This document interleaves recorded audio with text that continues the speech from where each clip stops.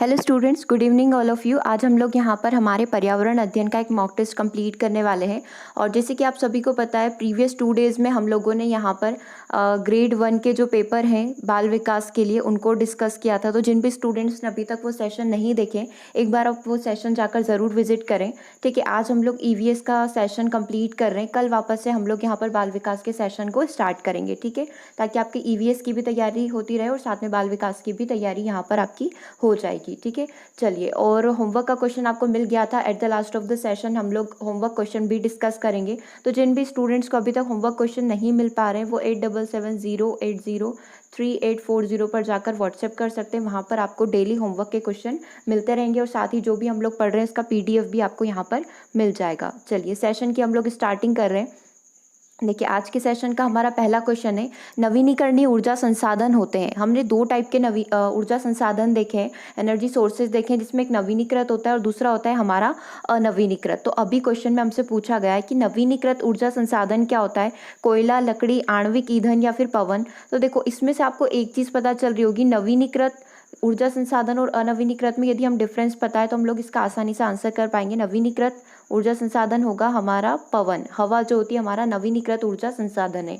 ये सारे अनवीनीकृत ऊर्जा संसाधन है। अनवीनीकृत ऊर्जा संसाधन क्या होते हैं, कुछ ऐसे संसाधन जिनको नवीनीकृत नहीं किया जा सकता या फिर उनका नवीनीकरण होने में या फिर उनको वापस बनने में हजारों लाखों वर्षों का समय लग जाता है। तो वो हमारे लिए क्या होते हैं, नवीनीकरणीय ऊर्जा संसाधन होते हैं।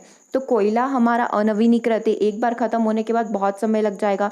लकड़ी हो गया, आणविक ईंधन हो गया, तो नवीनीकरणीय में क्या आ जाएगा, हमारा पवन जो है हमारा नवीनीकरण ऊर्जा संसाधन के अंतर्गत आता है। अगले क्वेश्चन की हम लोग बात करते हैं, कार्बन किन चीज़ों में पाया जाता है, पत्थरों में पाया जाता है, जैविक तंत्र में पाया जाता है, वायु में पाया जाता है, इन सभी में पाया जाता है। तो देखो, कार्बन जो होता है एवरीवेयर प्रेजेंट होता है, मतलब हर जगह वो पाया जाता है। तो इसका आंसर हो जाएगा हमारा ऑप्शन नंबर डी, कार्बन सभी जगह प्रेजेंट होता है। तो आंसर क्या हो गया, answer is option number D. चलिए, अगले क्वेश्चन की बात करते हैं।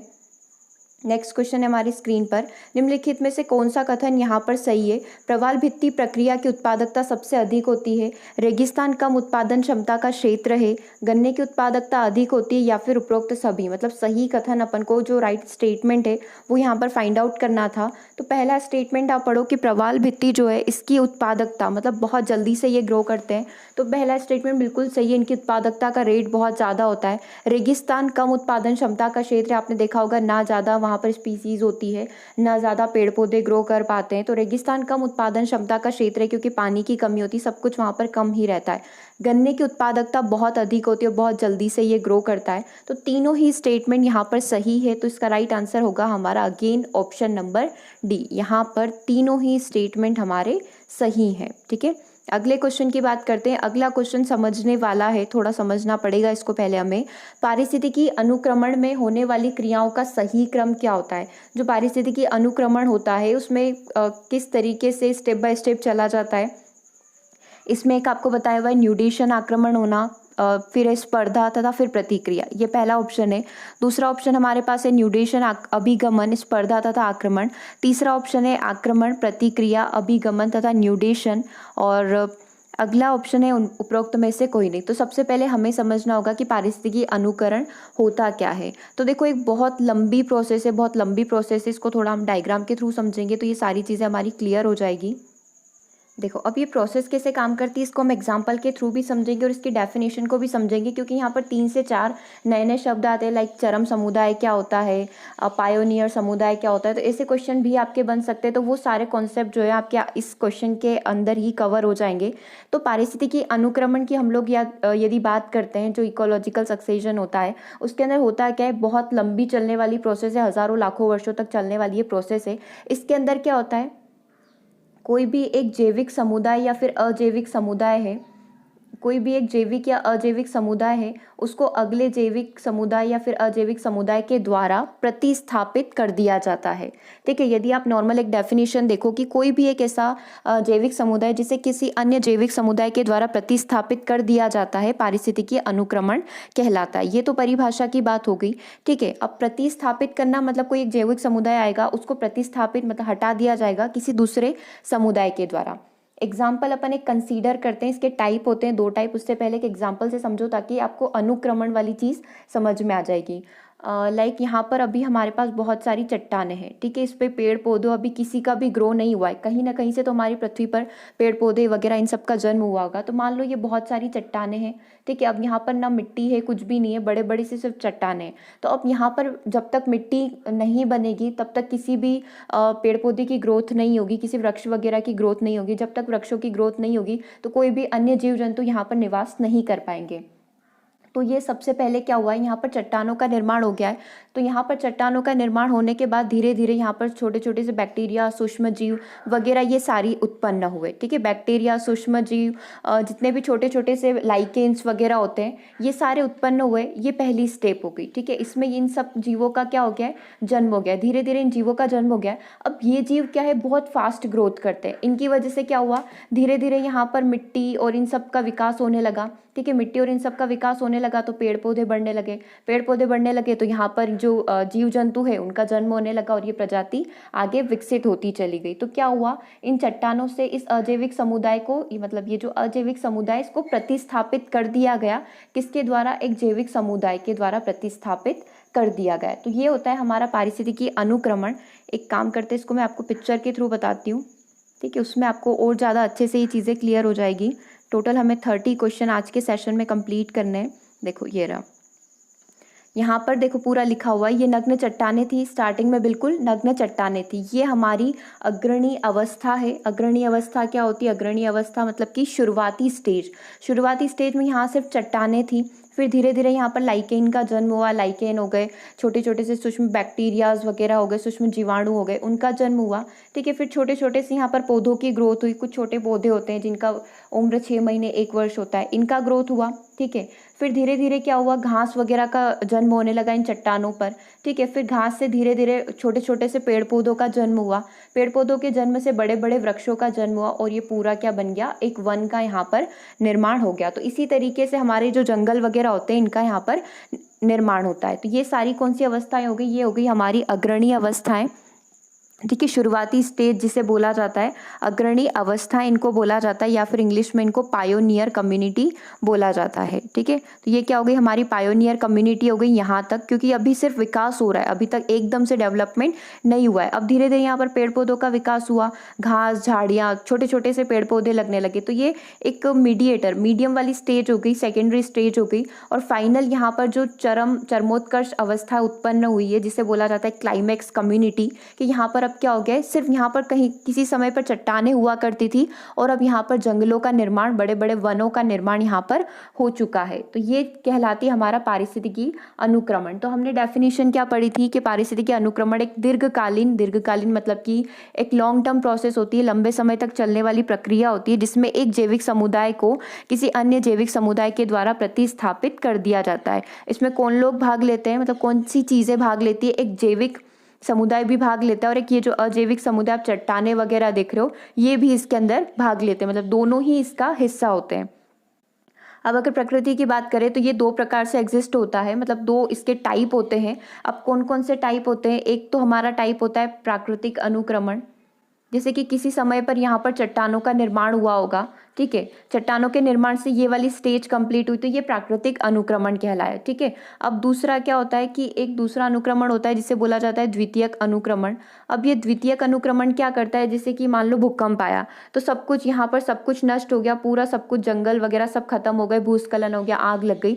तो अब यहाँ पर जीरो से स्टार्टिंग होगी। जीरो मतलब जीरो से कैसे स्टार्टिंग होगी, यहाँ पर जैसे आग लग गई थी, भूस्खलन हो गया था, चट्टाने वगैरह सब टूट गई थी, सब कुछ खत्म, ज्वालामुखी विस्फोट हो गया था, कुछ भी मान लो, प्रकृति में ऐसी क्रियाएं होती रहती है, तो उनको हम लोग द्वितीयक अनुक्रमण के अंदर कंसीडर करते हैं। यहाँ पर पहले वन था, बहुत अच्छा जंगल था, आग लग गई, सब कुछ खत्म हो गया, फिर यहाँ पर क्या हुआ, जीरो से स्टार्टिंग हुई, जीरो से वापस से चट्टानों का निर्माण हुआ, फिर इनका जन्म हुआ, इनका और एट द लास्ट हम लोग इस स्टेज पर पहुँच गए। तो ये चीज़ हमारी होती है प्राकृतिक अनुक्रमण और मतलब प्राथमिक अनुक्रमण और द्वितीयक अनुक्रमण, ठीक है। ये चीज़ समझ में आई। चलिए, तो अब मेन फोकस हमारा इस पे था कि आपको अनुक्रमण समझ में आना चाहिए कि पारिस्थितिकी अनुक्रमण होता क्या है। ओके, चलो इसके अंदर एक चीज़ और आपसे पूछी जा सकती है, उसको भी साथ के साथ कवर कर लो ताकि एक टॉपिक हमारा कवर हो जाए। यहाँ पर प्राथमिक अनुक्रमण और जो हमने द्वितीयक अनुक्रमण देखा उसमें कुछ डिफरेंस होते हैं। तो अभी आपने देखा कि प्राथमिक अनुकरण बिल्कुल कोई इसका बेस नहीं होता है, धीरे धीरे चट्टानें निर्माण होती है। तो ये काफ़ी दीर्घकालीन प्रोसेस होगी, क्योंकि बहुत ज़्यादा समय लगेगा मिट्टी वगैरह बनने में, थोड़े पेड़ पौधों का निर्माण होने में, क्योंकि ये जो भूमि है उसके अनुकूल नहीं है कि पेड़ पौधे यहाँ पर विकसित हो सके। तो प्राथमिक अनुक्रमण काफ़ी दीर्घकालीन प्रोसेस होती है, जबकि द्वितीयक अनुक्रमण की हम लोग बात करें कंपैरेटिवली इसमें थोड़ा कम समय लगता है, क्योंकि वातावरण उसके अनुकूल बन चुका है। यदि यहाँ पर द्वितीयक अनुक्रमण में क्या होगा, एक बार विनाश होगा, सब कुछ चीज़ें खत्म हो जाएगी, तो वातावरण एटमॉस्फेयर तो उसके अनुकूल है, यहाँ पर टाइम टू टाइम वर्षा होती होगी। यहाँ पर ह्यूमस, सबसे मेजर चीज़ तो ये कि यहाँ पर ह्यूमस प्रेजेंट होगा। अब ह्यूमस कैसे बनता है, मिट्टी के लिए जो ह्यूमस रहता है वो यहीं पर प्रेजेंट होगा। प्राथमिक स्टेज में यहाँ पर मिट्टी नहीं थी, तो यहाँ पर इन सभी को, पेड़ पौधों को ग्रो करने में बहुत ज़्यादा समय लगा। लेकिन जब विनाश हुआ तब इनके जो जितने भी जीव जंतु यहाँ पर थे उनके अवशेष से वापस से निर्मित हो सकते हैं। तो कंपैरेटिवली क्या होता है, यहाँ पर बहुत कम समय लगता है वापस से ग्रोथ करने में। तो ये एक बहुत बड़ा और बहुत मेजर डिफरेंस होता है हमारा प्राथमिक और द्वितीयक अनुक्रमण के अंदर, क्योंकि यहाँ पर ह्यूमस प्रेजेंट नहीं था, बहुत लंबा समय हमको लगा, क्योंकि मिट्टी यहाँ पर नहीं थी। लेकिन वन में, जैसे मान लो वन में आग लग गई, भूस्खलन हो गया, भूकंप आ गया, तो मिट्टी तो प्रेजेंट है, अभी भी प्रेजेंट है, और जीव जंतुओं के अवशेष जो हैं ये क्या करेंगे, वापस से ग्रोथ करने में हमारी मदद करेंगे। ठीक है, तो ये एक डिफरेंस हो गया हमारा प्राथमिक और द्वितीयक अनुक्रमण के अंतर्गत। चलिए अब वापस से क्वेश्चन पर आ जाते हैं। क्वेश्चन में हमसे क्या पूछा हुआ था, चलो अब क्वेश्चन को वापस से पढ़ो और ट्राई करो कि क्या बन पा रहा है ये क्वेश्चन। अभी आपको पारिस्थितिकी अनुक्रमण समझ में आया कि किस तरीके से एग्जिस्ट करता है, तो अब इसका सही क्रम हमें पता करना है। तो अभी हमने हमारी लैंग्वेज में तो सही क्रम समझ लिया है कि सबसे पहले क्या होगा, बिल्कुल नग्न चट्टानें होगी, कुछ भी नहीं होगा, ना पेड़ पौधे होंगे, ना मिट्टी होगा, कोई भी जीव वहाँ पर एग्जिस्ट नहीं करेगा। तो ये चीज़ होती है न्यूडेशन। ठीक है, इस चीज़ को बोला जाता है न्यूडेशन आक्रमण। सबसे पहले क्या होता है, वनस्पति रहित क्षेत्र होता है, तो ये न्यूडेशन कहलाती है हमारी चीज़। ठीक है, दूसरा क्या होता है, सब टोटल अगर आप मानो तो 6 स्टेप यहाँ पर कंप्लीट होती है किसी भी कोई भी वन वगैरह कोई भी चीज़ हो गई उसको एग्जिस्ट करने के लिए, उसको बनने के लिए 6 स्टेप फॉलो करनी पड़ती है। सबसे पहले एक वनस्पति रहित क्षेत्र होना चाहिए। ठीक है, अगर वनस्पति रहित क्षेत्र होगा, मैं इसका PDF आपको दे दूंगी जिसमें ये सारी चीज़ें एक्सप्लेन की हुई रहेगी। वनस्पति क्षेत्र यहाँ पर रहेगा, उसको न्यूडेशन आक्रमण बोला जाता है। फिर आता है प्रवासन। प्रवासन का मीनिंग क्या होता है, बाहर से बहुत सारी प्रजातियां आती है या फिर किसी नई चीज़ का यहाँ पर जन्म होता है, बाहर जातियां यहाँ पर क्या करती है, उनका आगमन होता है और वो यहाँ पर क्या करती है, निवास करती है या फिर उनका यहाँ पर जन्म होता है। ठीक है, अब तीसरा होता है हमारा इसके अंदर कि बीजों और फलों का क्या होता है, अंकुरण होना स्टार्ट होता है, नए नए बीज बनना, उनसे अंकुरण होकर नई नई प्रजातियों के पौधे यहाँ पर विकसित हो जाते हैं। अब उनमें अगर बीज विकसित हो गए, पौधे विकसित हो गए, अंकुरण उनका हो गया, तो अब उनमें प्रतिस्पर्धा चलेगी। जैसे हम लोग पूरा साइकिल पढ़ते हैं, उसमें क्या होता है, जीवों और पेड़ पौधे जो होते हैं, पादप और जंतु जो होते हैं, उनके अंदर प्रतिस्पर्धा चलती रहती है। किसी जीव की संख्या कम होगी, किसी की अधिक होगी। तो 4th स्टेप में क्या होता है, यहाँ पर प्रतिस्पर्धा चलती रहती है। 5th स्टेज क्या होती है, 5th जो हमारी स्टेज आएगी, यहाँ पर प्रतिक्रिया होगी। अब प्रतिक्रिया कैसे होगी, लाइक जैव तत्व और अजैव तत्व के बीच में जो एक जैविक समुदाय का निर्माण हुआ है, जो जैविक समुदाय विकसित हुआ है, मतलब उसकी क्या हो गई, यहाँ पर प्रतिक्रिया का निर्माण होता है। ये 5वीं स्टेप हो गई। और एट द लास्ट जो छठी हमारी स्टेज है, 6th जो स्टेज है, इसमें क्या हो जाता है, फाइनली स्थिरीकरण हो जाता है। मतलब कि जैसे वन का विकास हो गया, एक बड़ा सा जंगल बन गया, तो उसका यहाँ पर क्या हो गया है, स्थिरीकरण हो गया है कि अब वो परमानेंटली जंगल बन चुका है। बट उस जंगल बनने से पहले उसने क्या करा है, 6 स्टेप को फॉलो किया है। सबसे पहले वो कोई एक वनस्पति रहित क्षेत्र था, फिर वहाँ से मान लो कि नए नए जीवों का जन्म हुआ, बाहर से बहुत सारी प्रजातियाँ आई। ठीक है, उनका प्रवासन हुआ। प्रवासी क्या होते हैं, बाहर से आते हैं, प्रवासी हो गए, प्रवासन हो गया उनका। तीसरी स्टेप में क्या हुआ, बीज वगैरह जो हुए उनका जन्म हुआ, फलों का अंकुरण हुआ। फिर उसके बाद 4th स्टेप में क्या हुआ, उनके बीच में प्रतिस्पर्धा हुई। ठीक है, जीवन जीने के लिए प्रतिस्पर्धा उनमें हुई, विकास के लिए प्रतिस्पर्धा हुई।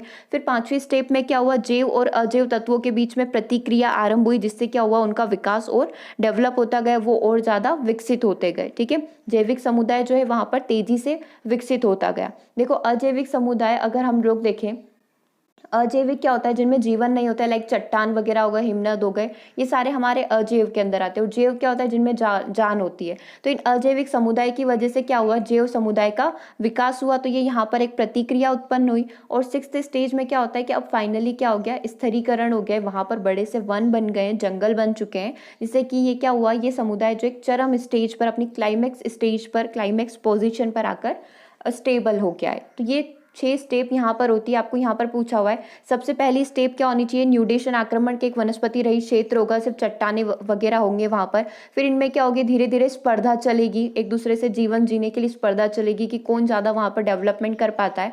और फिर क्या होगा, वहाँ पर प्रतिक्रिया होगी। सिर्फ 3 स्टेज यहाँ पर दी हुई है, तो ये यहाँ पर हम लोग फॉलो कर लेंगे, ठीक है।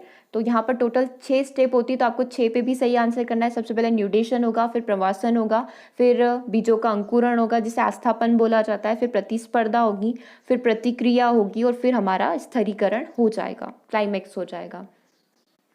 नेक्स्ट क्वेश्चन देखते हैं, ऊर्जा संकट का समाधान क्या है। यदि हम ऊर्जा के संकट से जूझ रहे हैं तो आप उसका एक स्रोत क्या फाइंड आउट कर सकते हो। कोयले की खोज कर लो, पेट्रोलियम की खोज कर लो, वैकल्पिक ऊर्जा स्रोत अपना लो, या फिर पावर में कटौती कर दो। तो यही है कि आपके पास ज़्यादा से ज़्यादा वैकल्पिक ऊर्जा स्रोत होना चाहिए, ताकि ये जो ऊर्जा संकट है उसको एटलीस्ट थोड़ा हम लोग कम कर सके। जैसे सोलर एनर्जी हम लोगों ने फाइंड आउट कर ली है, इस तरीके से हमारे पास बहुत सारे वैकल्पिक ऊर्जा स्रोत होना चाहिए ताकि इनकी कमी ना हो सके। कोयले अगर खत्म हो गए तो हमारी लाइफ एक तरीके से बहुत सारी चीज़ें जो इसके ऊपर डिपेंड है वो खत्म हो जाएगी। पेट्रोलियम की खोज अगर मतलब पेट्रोलियम खत्म हो गया तो आप सोच सकते हैं पावर में कटौती होगी, तो आप देख सकते हैं, ठीक है। तो ऊर्जा संकट का समाधान यहाँ पर क्या होगा कि आपके पास क्या होना चाहिए, वैकल्पिक ऊर्जा के बहुत सारे सोर्स या फिर स्रोत यहाँ पर होना चाहिए। अधिक कीटनाशकों का उपयोग करने से निम्नलिखित में से कौन सा दुष्प्रभाव यहाँ पर हो सकता है। वायु प्रदूषण, ध्वनि प्रदूषण, जल प्रदूषण, या उपरोक्त सभी। तो ज़्यादा से ज़्यादा आप कीटनाशक दवाइयों का प्रयोग कर रहे हो, कीटनाशक दवाइयों का आप लोग छिड़काव कर रहे हो, तो कौन सा प्रदूषण यहाँ पर होगा। तो कीटनाशकों का आप प्रयोग कर रहे हो, मिट्टी में जब कीटनाशक जा रहे हैं तो यहाँ पर हमारा होगा जल प्रदूषण, ठीक है। ऑप्शन में मृदा प्रदूषण नहीं है, क्योंकि मृदा प्रदूषण तो होता ही है, साथ में जल प्रदूषण भी होता है, क्योंकि वो मिट्टी जब जल में मिलती है तो वो जल को भी प्रदूषित कर देती है। तो ज़्यादा कीटनाशकों का प्रयोग करने से आपका जल प्रदूषण होता है और मृदा प्रदूषण होता है। ऑप्शन में हमारे पास 3 है, वायु प्रदूषण, ध्वनि प्रदूषण और जल प्रदूषण। तो आंसर हो जाएगा इसका ऑप्शन नंबर सी। ज़्यादा कीटनाशकों का यदि आपने प्रयोग किया तो हमारा जल प्रदूषित हो सकता है और मृदा तो प्रदूषित हो ही रही है। अगला देखिए, एक चारागाह ग्रासलैंड में मेंढक क्या कार्य करता है। मेंढक का कार्य क्या होता है, क्या वो सर्पों का शिकार करता है, क्या वो कीटों का शिकार करता है, ठीक है। और कुछ कीटों का शिकार पर कुछ सर्पों का शिकार यहाँ पर मेंढक के द्वारा किया जाता है। मतलब मेंढक किस रोल को प्ले करता है, वो कौन सा रोल निभाता है, ये चीज़ आपसे यहाँ पर पूछी हुई है। तो एक हम लोग साइकिल पढ़ते हैं, हम लोग जो पारिस्थितिकी साइकिल पढ़ते हैं, फूड चेन पढ़ते हैं, उसमें हम लोग देखते हैं कि मेंढक क्या कार्य करता है। मेंढक हमारा प्राथमिक उपभोक्ता होता है, ठीक है। ये क्या करता है, छोटे छोटे कीटों का शिकार करता है। कीट किस पर डिपेंड होते हैं, छोटे छोटे जो पौधे वगैरह जो होते हैं उनके ऊपर डिपेंड होते हैं, पेड़ पौधे के ऊपर ये डिपेंड होते हैं, ठीक है। और मेंढक के ऊपर कौन डिपेंड रहता है, हमारे जो द्वितीयक उपभोक्ता होते हैं जैसे सर्प वगैरह हो गया, वो मेंढक के ऊपर डिपेंड रहते हैं। तो इस मेंढक का रोल क्या है, कुछ कीटों पर का शिकार, ये कुछ कीटों का शिकार करेगा, और सर्प किसका शिकार करेंगे, यहाँ पर मेंढक का शिकार करेंगे, ठीक है। तो इसका आंसर यहाँ पर क्या हो जाएगा, कुछ कीटों के शिकार पर कुछ सर्पों का शिकार। मतलब मेंढक का शिकार कौन कर रहा है, सर्प कर रहे हैं, और कीटों का शिकार कौन कर रहा है, यहाँ पर मेंढक कर रहा है। तो कुछ कीटों के शिकार पर कुछ सर्पों का शिकार एक मेंढक जो है अपना रोल यहाँ पर प्ले करेगा। एक ग्रासलैंड के अंदर मेंढक का रोल इस तरीके से रहेगा। अगर ये मेंढक नहीं होगा तो ऐसे क्वेश्चन हमने एक बार पहले किए हुए भी हैं कि मेंढक नहीं हुआ, एक इको जो हम लोग चेन बनाते हैं उसके अंदर यदि मेंढक नहीं होगा तो पारिस्थितिकी तंत्र जो है उस पर क्या प्रभाव पड़ेगा। यहाँ पर क्या होगा, कीटों की संख्या बहुत ज़्यादा बढ़ जाएगी, ठीक है। जैसे अभी अपन ने फूड चेन बनाई थी उसको वापस से बनाते हैं।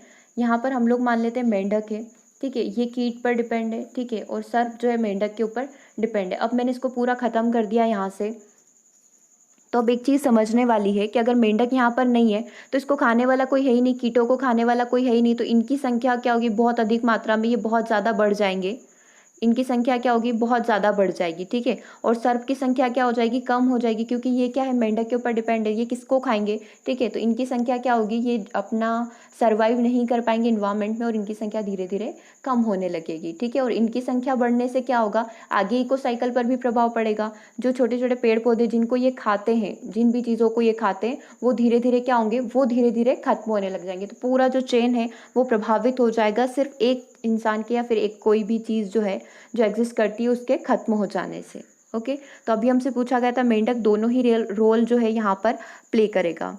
आगे हम लोग बात करते हैं पारिस्थितिकी अनुकरण का सर्वप्रथम अध्ययन किसके द्वारा किया गया था। जो अभी हम लोग पढ़कर आए, अनुक्रमण किस तरीके से होता है, 2 टाइप होते हैं इसका सर्वप्रथम अध्ययन जो है हुल्ट के द्वारा किया गया था। तो इसका आंसर हो गया हमारा ऑप्शन नंबर सी, ठीक है, किसके द्वारा इसका अध्ययन किया गया था? हुल्ट के द्वारा किया गया था।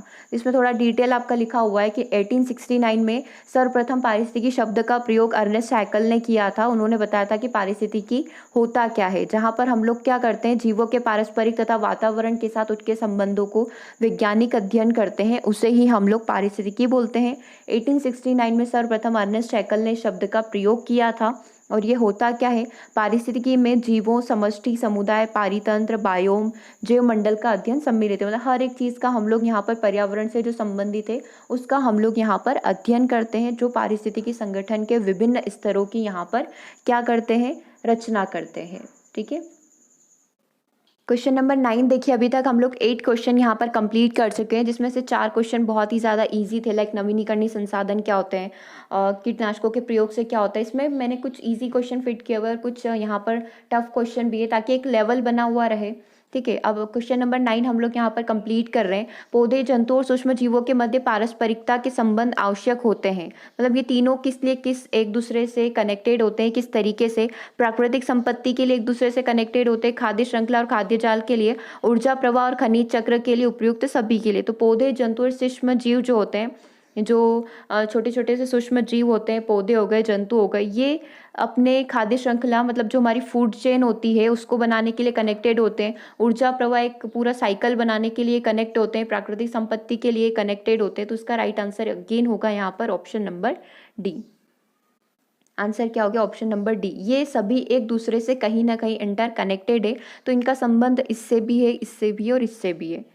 कोई भी एक जीव की यहाँ पर अनुपस्थिति जो है, पूरा हमारा जो चेन है, पूरी फूड साइकिल जो है, उसको यहाँ पर खत्म कर देगी। नेक्स्ट क्वेश्चन की बात करते हैं। कुछ जंतुओं द्वारा प्रादेशिकता प्रदर्शित की जाती है, जो प्रस्तुत करती है अंतरजातीय प्रतियोगिता को, अंतरजातीय प्रतियोगिता को, शिकार पर भक्षण संबंधों को, या फिर सहजीवन को।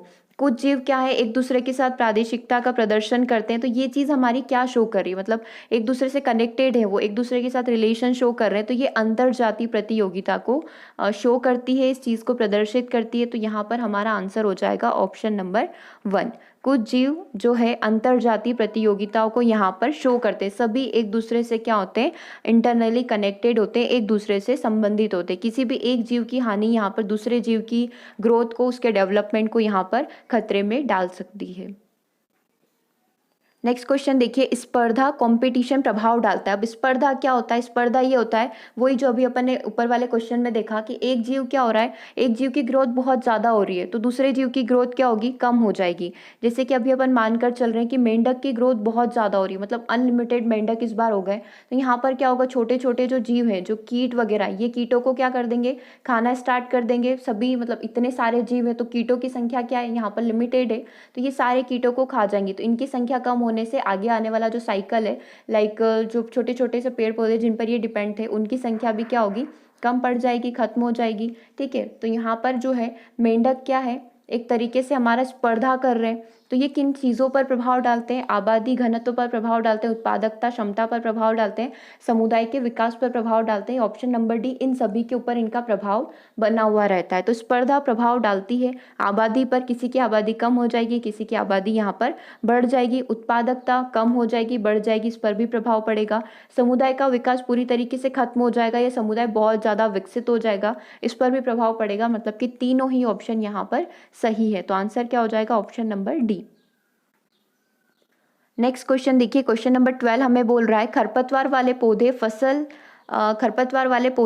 वाले पौधे से स्पर्धा करते हैं। अब खरपतवार होते हैं खेतों के अंदर, जो हमारी फसल को नष्ट कर देते हैं या फिर उनके लिए नुकसानदायक होते हैं। तो वो किस तरीके से प्रतिस्पर्धा करते हैं हमारी फसल के साथ?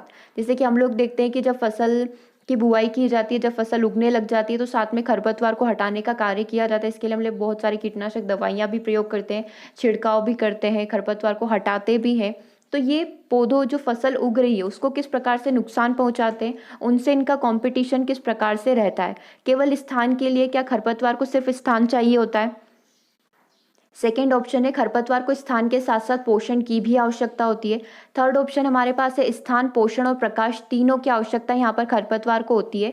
ऑप्शन डी हमारे पास है केवल प्रकाश की आवश्यकता खरपतवार को यहाँ पर लगती है। तो अब आप देखिए कि खरपतवार होते क्या हैं। सबसे पहले तो फसलों के बीच बीच में जो छोटे छोटे से पौधे उग जाते हैं, जिनको स्थान भी चाहिए होता है, जिनको पोषण भी चाहिए होता है। जैसे हमने मिट्टी में बहुत सारे खाद्य पदार्थ, पोषक तत्व डाले हुए हैं, बहुत सारा खाद वगैरह हमने वहाँ पर डाला हुआ है, तो कुछ खाद की मात्रा उनके द्वारा ले ली जाएगी। मान लो खेत में हमारी इस तरीके से फसल उग रही है, ठीक है, ये फसल उग रही है और बीच बीच में क्या हो गया है, यहाँ पर ये हरे कलर के हमारे छोटे छोटे से खरपतवार पौधे इसी तरीके से उगते हैं बीच बीच में। अब इनको स्थान भी चाहिए, ये फसल को उगने के लिए, उगने की जो अवस्था होती है उसको प्रभावित करेंगे। साथ इनको पोषण भी चाहिए, जो पानी हमने पौधों को दिया इनकी कुछ मात्रा खरपतवार के द्वारा ले ली जाएगी। इनको पोषण भी चाहिए और इनको प्रकाश की भी आवश्यकता है, ठीक है। मान लो इसके बीच में ही कहीं हमारे वापस से फसल की ग्रोथ हो रही है, तो उस ग्रोथ जो फसल है उसको यहाँ पर प्रकाश की प्राप्ति नहीं हो पाएगी। तो खरपतवार क्या करते हैं, स्थान को प्रभावित करते हैं, मतलब इसके लिए उनकी कंपटीशन, प्रतिस्पर्धा चलती रहती है, पोषण के लिए चलती रहती है और प्रकाश के लिए चलती रहती है। तो आंसर हमारा क्या हो जाएगा यहाँ पर, ऑप्शन नंबर सी। खरपतवार वाले पौधे फसल वाले पौधे के साथ स्थान, पोषण और प्रकाश के लिए प्रतिस्पर्धा करते हैं। अगला क्वेश्चन है, निम्नलिखित में से कौन सा अंतरराष्ट्रीय संगठन विश्व भर में पर्यावरण से संबंधित सुरक्षा कार्यों से संबंधित है। ऐसा कौन सा इंटरनेशनल ऑर्गेनाइजेशन है जो पर्यावरण से रिलेटेड सारे कार्य देखता है या फिर उनको फंड वगैरह प्रोवाइड करता है। जैसे कि हमें अपने स्टेट में वनों का विकास करना है, तो हम लोग फंड की डिमांड किससे कर सकते हैं, वर्ल्ड वाइड फंड से। हम लोग जितना भी हमें मनी वगैरह चाहिए होता है, जो भी हमें हेल्प चाहिए होती है, हम लोगों को किससे मिलती है, WWF वर्ल्ड वाइड फंड से मिलती है। तो आंसर क्या हो जाएगा, option number 1। WHO world health organisation है, ठीक है। पैटा क्या करता है, जितने भी हमारे पैट एनिमल, जितने भी एनिमल्स के प्रति हम लोग अवेयर रहते हैं, उससे रिलेटेड इन्फॉर्मेशन, पैटा अवार्ड्स भी होते हैं कि कौन एनिमल्स के प्रति अपनी दया भाव दिखाता है, उनकी सुरक्षा करता है, उनको संरक्षण देता है, उनके प्रति जागरूक है या फिर लोगों के बीच में अवेयरनेस फैला रहा है।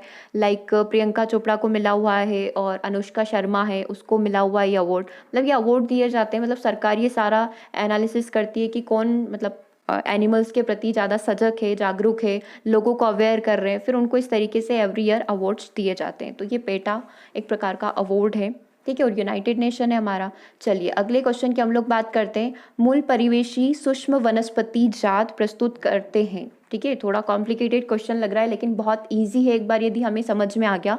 मूल परिवेशी सूक्ष्म वनस्पति जात होती क्या है, राइजोस्फीयर, माइक्रोफ्लोरा क्या होते हैं। ये विरोध को प्रदर्शित करते हैं, मतलब प्रस्तुत करते हैं, मतलब ये क्या चीज़ प्रदर्शित कर रहे हैं, क्या चीज़ शो करते हैं। ये विरोध को प्रदर्शित करते हैं, ये सहोपकारिता को प्रदर्शित करते हैं या सहभोजिता को प्रदर्शित करते हैं या फिर आदि सहकारिता को ये शो करते हैं। तो इसको थोड़ा सा एक्सप्लेन करते हैं, फिर हम लोग समझते हैं कि एक्चुअली में ये होता क्या है।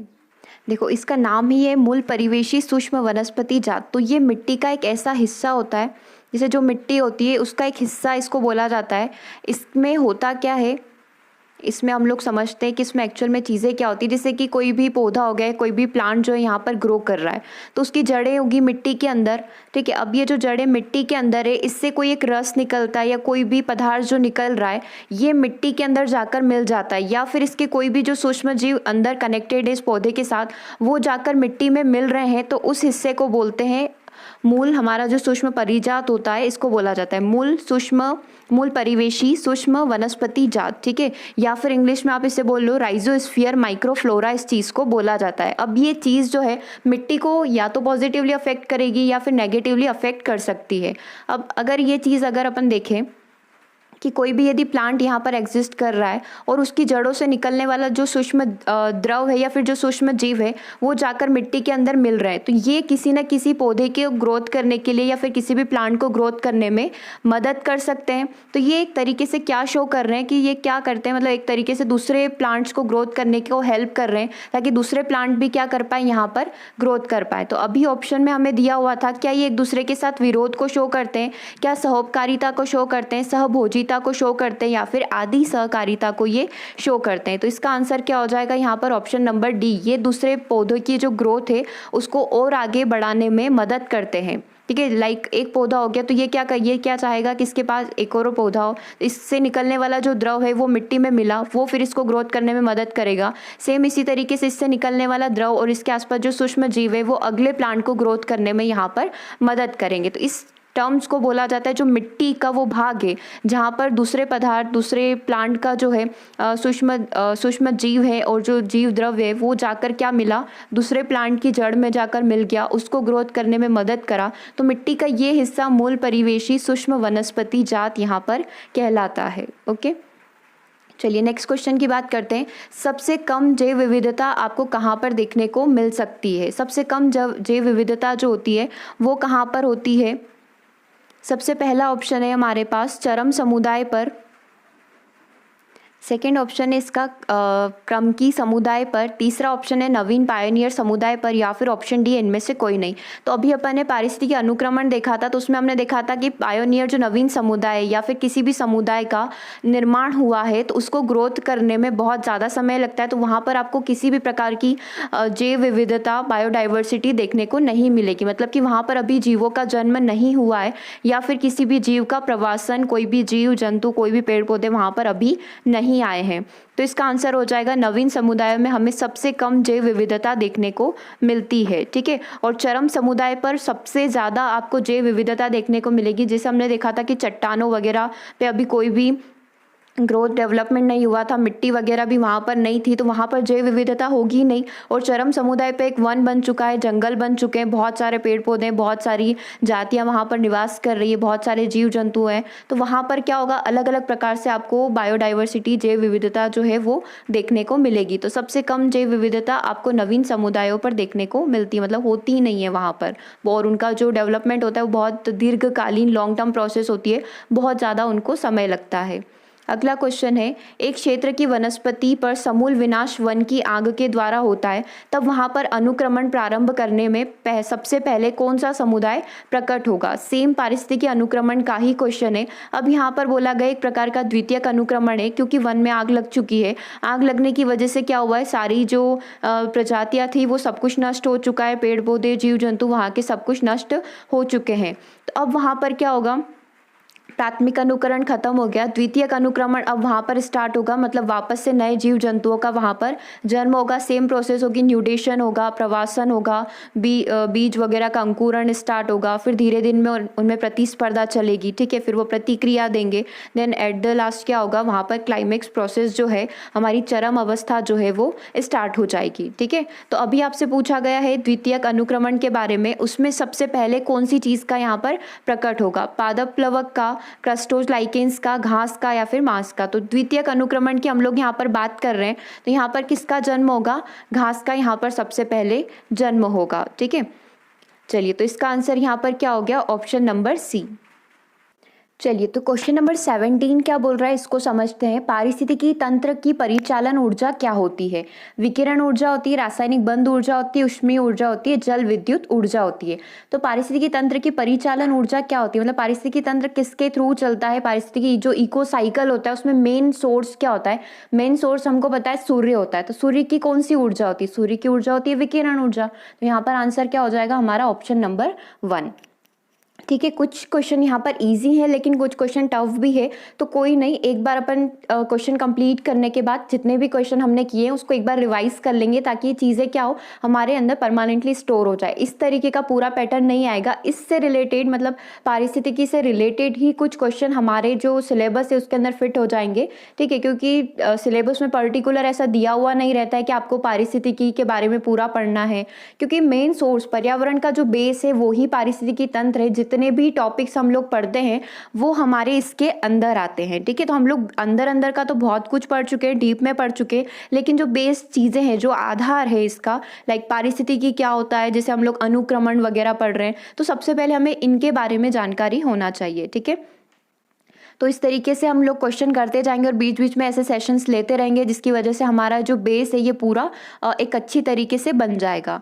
आगे बात करते हैं क्वेश्चन नंबर 18 की। Again easy question. Green house प्रभाव की निरंतर वृद्धि का कारण है। जो ग्रीन हाउस इफेक्ट वो बढ़ता जा रहा है, बढ़ता जा रहा है, वातावरण गर्म होता जा रहा है, इसके पीछे का रीजन क्या हो सकता है? जीवाश्म ईंधन को अत्यधिक जला रहे हैं, जिसकी वजह से ग्रीन हाउस इफेक्ट हो रहा है। वनोन्मूलन यानी कि डिफॉरेस्टेशन हो रहा है, वनों की कटाई हो रही है। औद्योगिक प्रदूषण, इंडस्ट्री से बहुत ज़्यादा पॉल्यूशन फैल रहा है, या फिर ये सारे कारण ही ग्रीन हाउस इफेक्ट को बढ़ाने के हो सकते हैं। तो आंसर क्या है यहाँ पर? अगेन ऑप्शन नंबर डी, ये सारे ही कारण हमारे ग्रीन हाउस इफेक्ट के हो सकते हैं। ठीक है, जीवाश्म ईंधन को जला रहे, जो गैसें बढ़ रही है, वातावरण में गैसेस बढ़ रही है, तो इसकी वजह से क्या हो रहा है? हमारा वातावरण गर्म होता जा रहा है। जितनी भी किरणें आती है वो वापस पर्यावरण, जो हमारा वातावरण है, एटमॉस्फेयर है, उसमें ही रह जाती है, वापस पलायन नहीं कर पाती है। वनोन्मूलन, वनों की कटाई हो रही है, औद्योगिक प्रदूषण हो रहा है, तो ये सारे ही कारण हमारे ग्रीन हाउस प्रभाव के हैं। अगला देखते हैं, जलीय पौधे कार्बन डाइऑक्साइड का अवशोषण करते हैं। जलीय जो पौधे होते हैं, जो पानी के अंदर ग्रोथ करते हैं, वो कार्बन डाइऑक्साइड कैसे लेते हैं? सीधे वातावरण से मिल जाती है उनको, पानी से मिलती है, कैल्शियम कार्बोनेट से मिलती है, या फिर उपरोक्त में से कोई नहीं। मतलब इन तीनों से उसको मतलब जलीय जो पौधे होते हैं उसको यहाँ पर नहीं मिलती है। तो आंसर यहाँ पर क्या होगा? इनको जो है जल से कार्बन डाइऑक्साइड का ये अवशोषण करते हैं। मतलब जलीय पौधे जो होते हैं ये क्या करते हैं? CO2 को कहाँ से ऑब्जर्व करते हैं? CO2 को करते हैं ये पानी से। ठीक है, तो आंसर यहाँ पर ऑप्शन नंबर बी हो गया।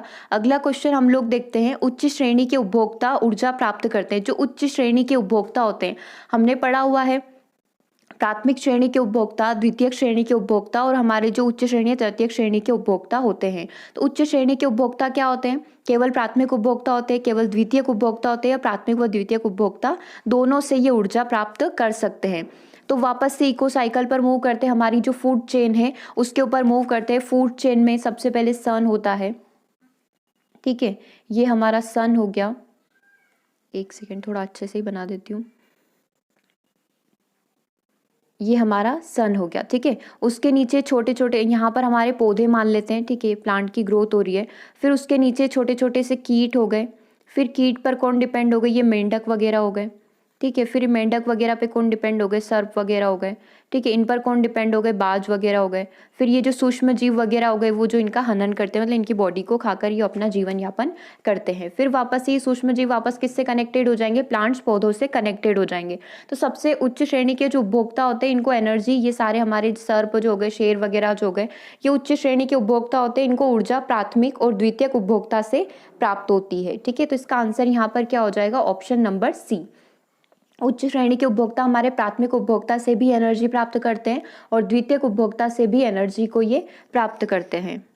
अगला क्वेश्चन है, जैविक साम्यता स्थापित होती है। जैविक साम्यता कैसे स्थापित होती है? उत्पादक और अपघटक के द्वारा, उपभोक्ता और अपघटक के द्वारा, उत्पादक और उपभोक्ता दोनों के द्वारा, या फिर उत्पादक, ऑप्शन डी कहाँ है? उत्पादक, उपभोक्ता और अपघटक तीनों के द्वारा। तो जैविक साम्यता हमारा एक साइकिल जो है वो कैसे कंप्लीट होता है? उसमें उत्पादक का होना आवश्यक है। ठीक है, उसमें उपभोक्ता का होना आवश्यक है, और उसमें अपघटक का होना आवश्यक है। अगर इन तीनों में से कोई भी एक चीज़ नहीं है तो हमारी फूड चेन निर्मित नहीं हो पाएगी, या फिर फूड चेन यहाँ पर नहीं बन पाएगी। उत्पादक हमारे पौधे हो गए, पादप हो गए। ठीक है, उपभोक्ता इनको खाने वाले हो गए। ठीक है, प्राथमिक द्वितीय उपभोक्ता हो गए, हमारे उच्च श्रेणी के उपभोक्ता हो गए। अपघटक हमारे सूक्ष्म जीव हो गए, जो प्राथमिक उपभोक्ता, द्वितीय उपभोक्ता के जो बॉडीज होती है उनका हनन करते हैं। ठीक है, तो इन तीनों का होना ही हमारी फूड साइकिल जो है, फूड चेन जो है, उसको कंप्लीट करता है। तो ये क्या प्रदर्शित करते हैं? ये जैविक साम्यता को प्रदर्शित करते हैं। चलिए अगले क्वेश्चन की हम लोग यहाँ पर बात करते हैं। क्वेश्चन नंबर 22 है आपकी स्क्रीन पर। पारिस्थितिकी तंत्र में ऊर्जा का प्रवाह कैसे होता है? उच्च से निचले ऊर्जा स्तर की ओर, निचले से ऊपर वाले ऊर्जा स्तर की ओर, भौतिक पर्यावरण से प्राथमिक उपभोक्ता की ओर, या फिर उपरोक्त में से कोई नहीं। तो ऊर्जा प्रवाह कैसे चल रहा है? सेम अभी अपन ने चेन बनाया था कि सन से ऊर्जा पौधों को मिल रही है, पौधों से प्राथमिक उपभोक्ता को, प्राथमिक से द्वितीयक को, और द्वितीयक से हमारे जो अपघटक होते हैं उनको यहाँ पर एनर्जी ट्रांसफर होती रहती है। तो कैसे चल रहा है ये? निचले से उच्च स्तर की ओर, नीचे से ऊपर की तरफ एनर्जी का प्रसार यहाँ पर होता है। तो निचले से उच्च स्तर इसका यहाँ पर आंसर हो जाएगा। अगले क्वेश्चन की हम लोग यहाँ पर बात कर रहे हैं। क्वेश्चन नंबर 23 है हमारे सामने। किसी रोगाणु का संक्रमण उसके परपोषी पर तब होता है। एक चीज़ हमने पढ़ी थी कि मिट्टी में यदि कोई भी बैक्टीरिया वगैरह है या फिर हमने कीटनाशक दवाइयों का प्रयोग किया है तो वो किस तरीके से पूरी जो साइकिल है उसको अफेक्ट करेंगे। जैसे कि मृदा के जितने भी पोषक तत्व है वो खत्म हो गए, मिट्टी में केमिकल आ गए, तो जिस पौधे ने ग्रोथ करी है उसमें भी कुछ हानिकारक तत्व होंगे, जिस मनुष्य ने उसको खाया है उसमें भी तत्वों का प्रसार हो जाएगा। ठीक है, अब ये क्या होगा, इस तरीके से आगे आगे आगे ये चलता ही रहेगा और इस प्रकार से पूरी जो प्रजाति है, पूरा जो हमारा पारिस्थितिकी तंत्र है वो यहाँ पर अफेक्ट हो जाएगा। तो पहला ऑप्शन आप यहाँ देखो, परपोषी संवेदी का यहाँ पर उसके ऊपर असर पड़ेगा, है ना। उसका अगला ऑप्शन है रोग उत्पन्न करने में रोगाणु सक्षम होंगे तो उस पर असर पड़ेगा, वातावरण के अनुकूलन पर असर पड़ेगा, और ऑप्शन डी कि इन सभी के ऊपर यहाँ पर असर पड़ सकता है। ठीक है, तो यहाँ पर आंसर क्या होगा हमारा, same option number D answer होगा, क्योंकि सभी चीज़ें जो पूरा हमारा जो साइकिल है वो यहाँ पर अफेक्ट हो जाएगा। परपोषी संवेदी का असर हो जाएगा, ज़्यादा से ज़्यादा रोग उत्पन्न होंगे उनके ऊपर भी असर पड़ेगा, वातावरण अनुकूलन है उसको अनुकूलित होने में, नॉर्मल होने में बहुत असर पड़ेगा। तो आंसर हो जाएगा हमारा ऑप्शन नंबर डी। ठीक है, चलो अगले क्वेश्चन की बात करते हैं। सहभोजिता क्या होती है। सहभोजी लाभान्वित होते हैं, परपोषी लाभान्वित होते हैं। सहभोजी और परपोषी दोनों ही लाभान्वित होते हैं या फिर कोई भी लाभान्वित नहीं होता है। इसके लिए हम लोग क्या करते हैं, 2 मिनट और लगेंगे, हम 3 से 4 डेफिनेशन पढ़ लेते हैं, क्योंकि आपसे सहभोजिता, परपोषिता 3 से 4 पॉइंट्स पूछे जाते हैं, उनको अपन लोग डिस्कस कर लेते हैं, फिर अपन लोग वापस इस क्वेश्चन पर मूव करेंगे। सबसे पहले एक परिभाषा, मतलब पहली परिभाषा को हम लोग यहाँ पर पढ़ रहे हैं कि सहजीवन क्या होता है। जैसे हम लोग सहभोजी पढ़ते हैं वैसे ही हमारा यहाँ पर होता है सहजीवन। ठीक है, अब ये सहजीवन क्या होता है, देखो सहजीवन एक ऐसी चीज होती है, मान लो इस प्रकृति में 2 जीव हैं। ठीक है, कोई भी ऐसे 2 जीव आप मान लो, ये दोनों एक साथ रहते हैं, ये दोनों एक दूसरे को बिल्कुल हार्म नहीं करते, क्योंकि हम लोग देखते हैं कि लाइक बिल्ली हुई तो वो हमेशा क्या करेगी, चूहे को खाएगी। ठीक है, तो वो क्या हो गए, वो परभक्षी हो गए। एक जीव यहाँ पर दूसरे जीव की प्रजाति को खत्म करके, मतलब एक तरीके से खाकर अपना जीवन यापन चला रहा है। तो सहजीवन मतलब 2 जीव, अलग अलग प्रकार के जीव साथ साथ यहाँ पर जीवन यापन कर रहे हैं और किसी एक नए जीव का निर्माण कर रहे हैं या फिर कुछ और नया प्रॉफिट उनको मिल रहा है, तो ये एक प्रकार से सहजीवन कहलाता है। एग्जाम्पल के थ्रू इसको समझे तो ज़्यादा सही रहेगा। जैसे कवक और शैवाल मिलकर लाइकेन का यहाँ पर निर्माण करते हैं, तो दोनों क्या है, दोनों ही सिचुएशन में, प्रॉफिट कंडीशन में दोनों को ही यहाँ पर लाभ होगा। तो ये चीज़ क्या कहलाती है, ये चीज़ कहलाती है हमारी सहजीवन। पहली चीज क्लियर हुई, क्योंकि 2 से 3 क्वेश्चन इस प्रकार के आपसे पूछे जाते हैं सहजीवन से रिलेटेड या फिर सहभोजी से रिलेटेड। अब दूसरा सहजीवन पढ़ने के बाद एक आता है परजीविता। ठीक है, अब परजीविता क्या होती है, एक जीव हमेशा दूसरे जीव के ऊपर आश्रित रहता है। ठीक है, और उसको क्या करता है, नुकसान पहुंचाता है। जैसे कि एक जीव क्या कर रहा है, पूरा दूसरे जीव के ऊपर आश्रित है, मतलब ये मान लो एक छोटा जीव है और एक बड़ा जीव है, तो ये क्या करेगा, हमेशा इसको खाकर अपना जीवन यापन करेगा। नॉर्मली क्या करती है, बड़ी मछलियां जो होती है, छोटी छोटी जो मछलियां हैं उसको खाकर अपना जीवन यापन यहाँ पर करती है। तो एग्जाम्पल आप यहाँ पर वो ले सकते हैं कि परजीविता क्या होती है, किसी दूसरे के ऊपर आश्रित हो जाना। ठीक है, तो ये हो गया हमारा सहजीवन क्या होता है और परजीविता क्या होती है। और भी अगर अपन देखें तो मृतोपजीविता भी एक होता है इसके अंदर। मृतोपजीविता क्या होता है, जैसे कि जो नॉर्मल अपघटक होते हैं वो ये कार्य करते हैं। जो अपघटक होते हैं वो क्या करते हैं, जैसे कि कोई भी बॉडी है, लाइक कोई भी जंतु है वो मर गया है, ठीक है, तो उसकी जो बॉडी है उसको खाकर वो अपना जीवन यापन करते हैं, जिंदा रहते नहीं, लेकिन उस बॉडी को पूरा खत्म करने के लिए जो जीव कार्य करता है वो क्या कहलाएगा, मृतोपजीवी कहलाएगा, क्योंकि वो किसी मरी हुई बॉडी से अपना जीवन यापन कर रहा है, उसके ऊपर आश्रित है, तो वो चीज़ मृतोपजीविता यहाँ पर कहलाती है। ठीक है, जैसे कवक वगैरह हो गया वो पूरी इसी तरीके से कार्य करते हैं।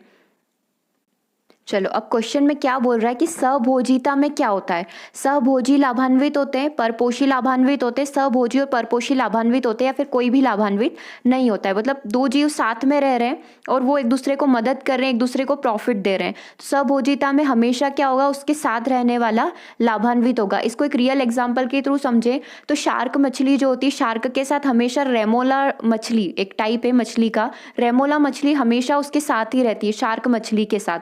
अब शार्क मछली जिन भी जीवों को खाती है, अब उसके जो छोटे छोटे से अवशेष बन जाते हैं, अवशेष रह जाते हैं, उनको वो रेमोला मछली खाती है। ठीक है, ये चीज़ आप ध्यान रख सकते हैं कि शार्क मछली के साथ साथ कौन मछलियाँ ट्रैवल करती है, छोटी छोटी सी जो रेमोला मछली होती है वो हमेशा यहाँ पर इनके साथ ट्रैवल करती है। और शार्क मछली के जो अवशेष शार्क मछली जिन जीवों को खाती है उनके जो अवशेष बचते हैं उन अवशेषों को खाकर रेमोला जो मछलियाँ होती है, रेमोला फिश जो होती है वो अपना यहाँ पर जीवन यापन करती है। तो ये क्या है, ये दोनों एक साथ रहती है, दोनों को किसी न किसी तरीके से प्रॉफिट मिलता है। शार्क मछली ने अपना शिकार कर लिया, उसके बाद जो भी अवशेष बचे उनको रेमोला मछली खाकर अपना काम चला लेती है। तो ये दोनों क्या हो गए, एक तरीके से दोनों फ्रेंड हो गई, दोनों साथ साथ चलेगी। शार्क मछली का भोजन हो गया, बचा कुचा कौन खा लेगी, रेमोला मछलियाँ, यहाँ पर रेमोला फिश जो है वो यहाँ पर अपना भोजन कर लेगी। तो सहभोजिता क्या करती है, मतलब सहभोजिता के अंदर होता क्या है, सहभोजिता हमेशा लाभान्वित होती है। सहभोजी मतलब साथ रहने वाले हमेशा क्या होंगे, यहाँ पर लाभान्वित होंगे। क्या होगा, इनको प्रॉफिट होगा। चलिए अब नेक्स्ट क्वेश्चन की बात करते हैं। नेक्स्ट क्वेश्चन है अगेन सहभोजिता से रिलेटेड क्वेश्चन है हमारा। सहभोजिता है एक क्या है, ये एक आपसे पूछा हुआ है, एक अविकल्पी संबंध है, विकल्पी संबंध है, परजीवी संबंध है या फिर असहजीवी संबंध है। तो हमने क्या देखा है कि यहाँ पर विकल्प रहता है कि रेमोला मछली जो है उसके अवशेष को यहाँ पर खाकर अपना जीवन यापन कर सकती है। तो ये चीज़ हमारे लिए क्या कहलाएगी, ये चीज़ हमारे लिए कहलाएगी विकल्पी संबंध। ठीक है, आप यहाँ पर देख सकते हैं हांगर जो शार्क होती है इसके साथ हमेशा रेमोरा जो मछलियाँ होती है ये ट्रैवल करती है। यह हांगर द्वारा शिकार किए गए जीवों के जो छोटे छोटे टुकड़े खाती है, इससे हांगर को कोई भी लाभ या कोई भी हानि नहीं होगी, लेकिन यहाँ पर जो रेमोरा मछली है उसको यहाँ पर प्रॉफिट हो जाएगा। तो ये चीज़ हमारी सहभोजिता जो है उसको प्रदर्शित करती है। तो यहाँ पर ये एक प्रकार का कोई कैसा संबंध हो गया, किस प्रकार का संबंध हो गया, ये एक प्रकार का हमारा विकल्पी संबंध हो गया। ओके, यहाँ पर किसके लिए विकल्पी संबंध हुआ, तो रेमोरा मछलियों के लिए विकल्पी संबंध हो गया कि वो आसानी से हांगर जो शार्क है उसके द्वारा छोड़े हुए जो अवशेष है उसको खाकर अपना जीवन यापन कर सकती है। चलिए तो आज हम लोग 25 क्वेश्चन ही कंप्लीट कर रहे हैं, ठीक है, क्योंकि टाइम भी बहुत ज़्यादा हो गया, हमको एक बार पूरा रिवीजन भी करना है क्योंकि कुछ नए टाइप के क्वेश्चन भी आज हमने करे हैं। तो पहले हम लोग पूरा इसको एक बार रिवाइज कर लेते हैं, उसके बाद जो होमवर्क क्वेश्चन है उसको हम लोग यहाँ पर कंप्लीट करेंगे। चलिए हमने क्वेश्चन नंबर 1 से यहाँ पर स्टार्ट किया था। क्वेश्चन नंबर 1 हमारा बेसिक सा क्वेश्चन था कि नवीनीकरणीय ऊर्जा संसाधन इन 4 ऑप्शन में से कौन सा है। तो पवन, हवा एक प्रकार का नवीनीकरणीय ऊर्जा संसाधन है। कार्बन किन में पाया जाता है, तो पत्थरों, जैवी तंत्र, वायु, इन सभी में कार्बन की मात्रा अवेलेबल होती है। इसमें से सही कथन आपको बताना था कि प्रवाल भित्ति प्रक्रिया की उत्पादकता सबसे अधिक होती है, सही बात है। रेगिस्तान कम उत्पादन क्षमता का क्षेत्र है, ये भी सही है। और गन्ने की उत्पादकता अधिक होती है, ये भी सही है। और गन्ने की उत्पादकता सबसे अधिक कहाँ पर होती है, भारत में बात करें तो यूपी में सबसे ज्यादा होती है, ये चीज आप इसके अंदर ऐड कर सकते हैं। उसके बाद है पारिस्थितिकी अनुक्रमण में होने वाली क्रियाओं का क्रम क्या होता है। तो 6 प्रकार की क्रियाएं होती है, उसमें से हमें ऑप्शन में 3 दी हुई है कि न्यूडेशन आक्रमण सबसे पहले वनस्पति रहित क्षेत्र होगा, फिर धीरे धीरे जीवों का प्रवासन होगा, स्पर्धा होगी उनके अंदर और उनमें प्रतिक्रिया चलेगी, ठीक है, और इस प्रकार से एक प्रजाति यहाँ पर और एक बायोडाइवर्सिटी वहां पर विकसित हो जाएगी। तो इसका आंसर क्या था हमारा, ऑप्शन नंबर 1। ऊर्जा संकट का समाधान क्या है, क्या सोर्स क्या है, हम कैसे खत्म कर सकते हैं ऊर्जा संकट को या फिर कम कर सकते हैं, वैकल्पिक ऊर्जा स्रोत यहाँ पर अपनाकर। अगला है अधिक कीटनाशकों का यदि आप प्रयोग कर रहे हैं तो जल प्रदूषण यहाँ पर होने की संभावना बढ़ जाती है। संभावना क्या होती है, जल प्रदूषण ही यहाँ पर होगा। आंसर ऑप्शन नंबर सी है। एक चारागाह में मेंढक किस तरीके का कार्य करता है, मेंढक कुछ कीटों का शिकार करता है और मेंढक का शिकार कौन करता है, सर्प करते हैं। तो आंसर यहाँ पर डी है। पारिस्थितिकी अनुक्रमण जो हम लोग पढ़ रहे हैं इसका अध्ययन सर्वप्रथम किसके द्वारा किया गया था, हुल्ट के द्वारा किया गया था। नेक्स्ट क्वेश्चन है पौधे, जंतु और सूक्ष्म जीवों के मध्य पारस्परिकता के संबंध आवश्यक होते हैं, प्राकृतिक संपत्ति के लिए सही है, खाद्य श्रृंखला जाल के लिए ये भी सही है, ऊर्जा प्रवाह खनिज चक्र के लिए या फिर उपरोक्त सभी के लिए। ऑप्शन नंबर डी यहाँ पर सही आंसर होगा। नेक्स्ट क्वेश्चन की बात करते हैं। कुछ जंतुओं द्वारा प्रादेशिकता प्रदर्शित की जाती है, जो क्या प्रदर्शित करती है, एक प्रकार की अंतरजातीय प्रतियोगिता को ये प्रदर्शित करती है। स्पर्धा प्रभाव डालती है, सभी के ऊपर प्रभाव डालती है, आबादी के ऊपर, उत्पादक क्षमता के ऊपर, समुदाय के ऊपर और इन सभी, मतलब आंसर क्या हो गया यहाँ पर, option number D. Next question है खरपतवार वाले पौधे जो होते हैं फसल के साथ कैसे प्रतिस्पर्धा करते हैं, फसल वाले पौधे के साथ इनको स्थान भी चाहिए, इनको पोषण भी चाहिए, इनको प्रकाश भी चाहिए होता है, जो नॉर्मल हम लोग फसल को देने का कार्य करते हैं। तो आंसर यहाँ पर ऑप्शन नंबर सी है। अगला क्वेश्चन था हमारा कि इंटरनेशनल ऐसा कौन सा ऑर्गेनाइजेशन है जो पर्यावरण से कनेक्टेड है। तो वर्ल्ड वाइड फंड जो है हमारा यहाँ पर पर्यावरण से कनेक्टेड है, ठीक है। अगला क्वेश्चन है, मूल परिवेशी सूक्ष्म वनस्पति जात ये राइजोस्फीयर माइक्रोफ्लोरा क्या प्रदर्शित करता है? तो ये आदि सहकारिता को प्रदर्शित करता है, जैसे कि हमने अभी पढ़ा था कि एक प्लांट की ग्रोथ क्या करती है, मदद करती है दूसरे प्लांट को ग्रोथ करने में, क्योंकि मिट्टी का एक ऐसा भाग जो पौधों से क्या लेता है, जो पौधे की जो जड़ें होती है उससे उनका रस लेता है। तो ये जो भी सूक्ष्म जीव है वो उस मिट्टी में मिलकर दूसरे पौधे को ग्रोथ करने में मदद करते हैं, उसके डेवलपमेंट में, उसके विकास में मदद करते हैं। तो ये मिट्टी का ये जो भाग है ये क्या शो कर रहा है, दूसरों को ग्रोथ करने में मदद कर रहा है, मतलब कि आदि सहकारिता को ये शो कर रहा है। सबसे कम जैव विविधता कहाँ पर देखी जाती है? तो हमने पढ़ा था कि पायोनियर जो समुदाय होते हैं वहाँ पर सबसे कम जैव विविधता देखने को मिलेगी, क्योंकि वहाँ पर जस्ट अभी स्टार्टिंग हुई है। धीरे धीरे वहाँ पर प्रवासन होगा, धीरे धीरे अंकुरण होगा, आस्थापन होगा वहाँ पर। तो नवीन समुदायों में सबसे कम जैव विविधता देखने को मिलती है। अगला क्वेश्चन है, एक क्षेत्र की वनस्पतियों का समूल विनाश वन की आग द्वारा हो चुका है। तो सबसे पहले वहां पर क्या प्रकट होगा? सबसे पहले वहां पर घास प्रकट होगी। Answer is option number C. पारिस्थितिकी तंत्र का परिचालन ऊर्जा क्या है? पारिस्थितिकी तंत्र की स्टार्टिंग कैसे होती है, मतलब उनको कौन चालित करता है, उनको कौन आगे बढ़ाता है? विकिरण ऊर्जा। कोई वहां पर जल विद्युत ऊर्जा नहीं होगी, केमिकल बॉन्ड एनर्जी नहीं होगी, ऊष्मीय ऊर्जा नहीं होगी, विकिरण ऊर्जा वहां पर स्टार्ट करेगी। ग्रीन हाउस प्रभाव की निरंतर वृद्धि का कारण क्या हो सकता है? ग्रीन हाउस प्रभाव क्यों बढ़ रहा है? तो जीवाश्म ईंधन को हम लोग बहुत जला रहे हैं, हम लोग डिफॉरेस्टेशन, वनों की कटाई कर रहे हैं अपने प्रॉफिट के लिए, और औद्योगिक प्रदूषण बहुत कर रहे हैं, जिसकी वजह से ग्रीन हाउस इफेक्ट हो रहा है। जलीय पौधे कार्बन डाइऑक्साइड का अवशोषण कैसे करेंगे? कैसे करते हैं वो जलीय पौधे? वो करते हैं हमारे जल के द्वारा। अगला क्वेश्चन है हमारा, उच्च श्रेणी के उपभोक्ता ऊर्जा कैसे प्राप्त करते हैं? जो उच्च श्रेणी के उपभोक्ता, उनको ऊर्जा प्राथमिक और द्वितीयक उपभोक्ता के थ्रू प्राप्त होती है। Answer is option number C. जैविक साम्यता कैसे स्थापित की जाती है? उत्पादक अपघटक के द्वारा। तो हमने देखा था जैविक साम्यता स्थापित करने के लिए सभी का होना आवश्यक है, मतलब उत्पादक का होना आवश्यक है, उपभोक्ता का होना आवश्यक है, और अपघटक का होना भी आवश्यक है। तो आंसर यहाँ पर हो गया हमारा option number D. Next question है, पारिस्थितिकी तंत्र में ऊर्जा का प्रवाह कैसे होता है? हमेशा नीचे से ऊपर की ओर चलता है, निचले स्तर से उच्च स्तर में एनर्जी पहुंचती है। हम लोग 10% ऊर्जा का नियम भी जानते हैं, उसमें क्या होता है, हर एक लेवल पर ऊर्जा क्या होती है, कम होती जाती है। लेकिन ऊर्जा का प्रवाह कैसे होता है? हमेशा नीचे से ऊपर की तरफ होता है। हर आगे आने वाली प्रजाति में 10% उस ऊर्जा का पहुंचता है। लाइक यहाँ पर आप समझ लो कि इस जीव के पास 50 एनर्जी है, तो आगे वाले के पास कितनी पहुंचेगी? 5 एनर्जी यहाँ पर पहुंचेगी। ठीक है, तो ये 10% नियम बोलता है। तो ऊर्जा का प्रवाह कैसे होगा? निचले से उच्च स्तर की ओर होता है। किसी रोगाणु का संक्रमण उसके परपोषी पर तब होता है जब वो परपोषी संवेदी हो, रोग उत्पन्न करने में रोगाणु सक्षम हो, वातावरण अनुकूलन हो। तो आंसर यहाँ पर क्या हो जाएगा? Option number D.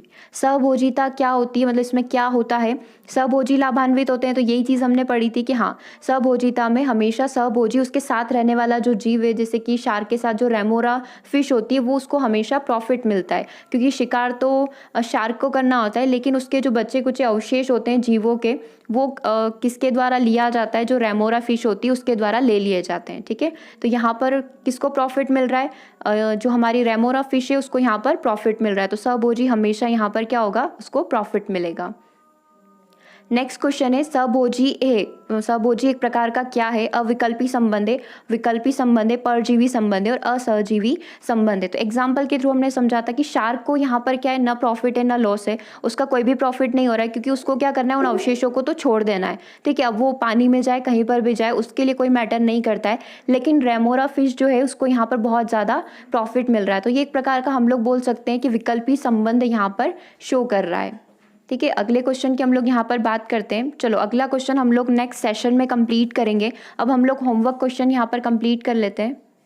देखो, किसी को यहाँ पर ये जो हमारा खाद्य चक्र होता है इसको समझने में दिक्कत आ रही है, तो वो यहाँ पर समझ सकते हैं। इस पिक्चर के थ्रू अच्छे से आपको समझ में आ जाएगा। देखो, पेड़ पौधे की जो पत्तियां हैं इसको कौन खाता है? ये कीट खाकर अपना जीवन यापन करते हैं। फिर ये जो चूहा है ये इनको खाता है, चूहा, खरगोश, आप इसको मान लो। सांप के द्वारा इसका हनन किया जाता है, और चीलबाज के द्वारा सांप का हनन किया जाता है। तो इस तरीके से पूरा इको साइकिल हमारा चलता है। फिश के थ्रू, मतलब जल के अंदर, पानी के अंदर किस तरीके का स्ट्रक्चर चलता है? तो ये जो छोटे छोटे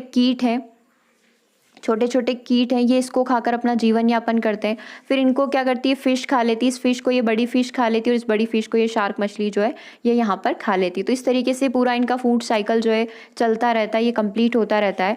तो आज के क्वेश्चन की हम लोग बात कर लेते हैं। आज जो आपका क्वेश्चन मिला था होमवर्क में, सूची 1 को आपको सूची 2 से मिलाना है, वही मैच द कॉलम वाला क्वेश्चन है।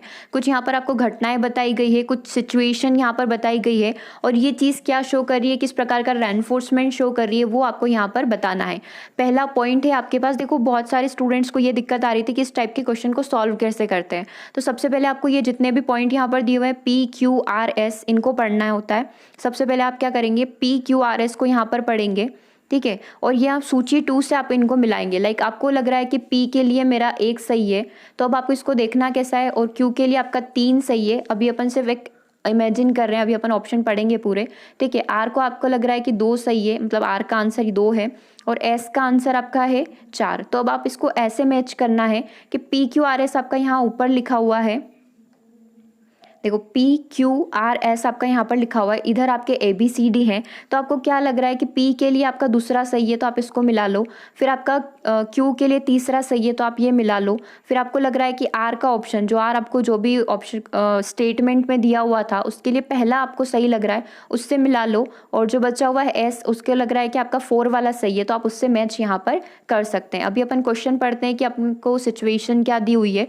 यदि पढ़ने के बाद परीक्षा में अधिक ग्रेड प्राप्त होते हैं तो फिर परीक्षा से पूर्व पढ़ने की आवृत्ति बढ़ जाएगी। हमको पता है कि हम लोग यदि पढ़ाई करेंगे तो हमें अच्छे से ग्रेड यहाँ पर प्राप्त होंगे, अच्छे से नंबर हमको यहाँ पर मिलेंगे। तो हम लोग क्या करते हैं, बहुत अच्छे से यहाँ पर पढ़ाई करते हैं, बहुत अच्छे से मेहनत करते हैं। तो ये किस प्रकार का रेनफोर्समेंट है, ये एक प्रकार का हमारा पॉजिटिव रेनफोर्समेंट है, सकारात्मक पुनर्बलन है, ठीक है। तो एक चीज़ हमको समझ में आ रही है कि P के लिए हमारा आंसर क्या होना चाहिए, सकारात्मक पुनर्बलन होना चाहिए। तो देख लो कि सूची 2 में, मतलब जो हमारे सेकंड वाला जो कॉलम है उसमें क्या दिया हुआ है कि P का आंसर हमारा क्या होना चाहिए, 2 होना चाहिए। तो एक बार आप ऑप्शन पर जाकर चेक कर लो कि जिसमें सिर्फ 2 है वो आपका आंसर हो जाएगा। लेकिन यहाँ पर क्या किया हुआ है, सबसे ईजी यही था, इसलिए चारों ऑप्शन यहाँ पर 2 सेट किए हुए रहते हैं। एक कंडीशन और अपन लोग यहाँ पर अप्लाई कर सकते हैं। मान लो कि यहाँ पर 3 होता है, यहाँ पर 4 होता है, यहाँ पर 1 होता, तो आप बिना ये सारे जो स्टेटमेंट है बिना ऑप्शन देखे आप यहाँ पर आंसर कर सकते थे कि इनका आंसर यहाँ पर 1 ही होगा, ठीक है। एक बार और अपन यहाँ पर देखते हैं, क्योंकि अभी यहाँ पर सभी सेम है, मतलब ये बोल रहा है कि P का आंसर आपका 2 ही होगा। मतलब अपन को और आगे जाकर चेक करना पड़ेगा, और आगे अपन लोग चलते हैं। क्यू स्टेटमेंट हमको बोल रहा है, क्यू स्टेटमेंट क्या बोल रहा है देख लो, यदि कमरे से बाहर आना आपको शोर करने वाले सहपाठी से दूर करता है तो फिर अपने कमरे के बाहर व्यतीत होने वाला आपका समय बढ़ जाएगा। इस क्वेश्चन को समझो, मतलब ये क्वेश्चन बोलना क्या चाह रहा है। यदि आप कमरे से बाहर क्यों आ रहे हो, क्योंकि आपका जो फ्रेंड है जिसके साथ आप उस रूम में रहते हो वो बहुत ज़्यादा शोर करता है। मान लो वो पढ़ाई करता है तो बोल बोल कर पढ़ाई करता है, या फिर सॉन्ग सुनकर पढ़ाई करता है। तो आप क्या कर रहे हैं, उस कमरे में ज़्यादा समय टिकते ही नहीं है, आप कमरे के बाहर ही बैठे रहते हैं, या फिर छत वगैरह पर चले जाते हैं, ताकि आपको वो शोरगुल की आवाज़ या आपकी फ्रेंड की आवाज़ बार बार न आए। तो ये किस प्रकार का रेनफोर्समेंट है, ये आपको यहाँ पर शो करना है। हम लोग वापस से यहाँ पर स्टेटमेंट हमने पढ़ लिया है, ऑप्शन पर आ जाते हैं। क्या एक प्रकार का दंड है, देखो ऑप्शन 2 तो यहाँ पर कट हो गया, सकारात्मक तो ये वैसे भी नहीं है, और आपको यहाँ पर हटा देना है ताकि आपके पास सिर्फ यहाँ पर आपको 3 ऑप्शन दिखे। तो क्या ये एक प्रकार का आपको दंड शो कर रहा है, कैसे उस व्यक्ति को दंड मिला कि वो रूम से बाहर है?